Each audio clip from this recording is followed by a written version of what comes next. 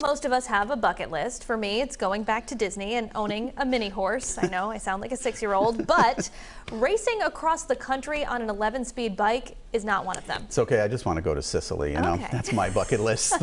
But a 55-year-old Pawtucket man was looking for a challenge, so he jumped on the saddle of a bike and took off, riding more than 4,000 miles in less than a month. We take you on Wade's trek in this week's Street Story.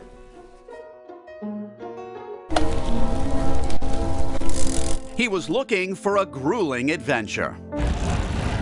Most difficult thing I've ever done physically and mentally. Wade Walbrun found it, riding his bike in a cross-country race. It is completely self-supported, so that you're carrying all of your gear. You get no help from anybody. All of this through 10 states, one hill after another, and thousands of miles in the heat, heavy rains, and wind. You're out there all by yourself. I mean, you're out on an island. Wade, a stock analyst, was a former marathon runner, but injury sidelined that passion.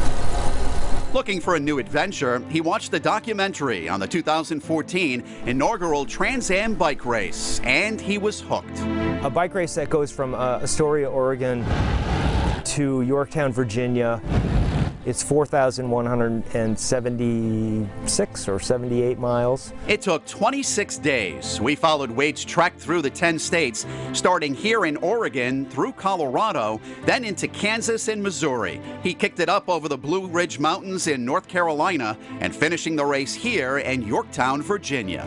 There is a website that shows where you are relative to everybody else. Wade told me he would only sleep about 4 hours a night. Accommodations weren't exactly five-star hotels. And oftentimes, because of the lack of hotels, I'd have to stay in a post office or something like that, you know.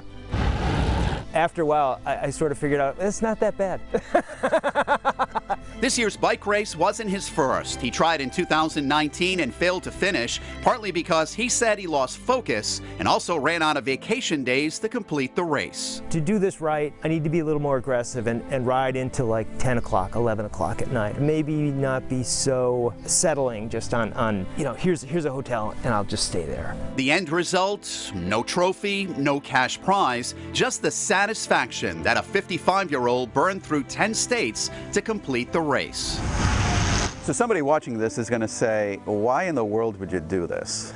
I don't know. Sometimes I ask that myself. Woo! Touch that monument! I thought it was just an interesting challenge, something that very few people had done. You know, looking back on it now, like my experience, I don't have much perspective on it at this point. Touch it! I'm asking that myself, like, why did I do that? That was really, really painful and exhausting.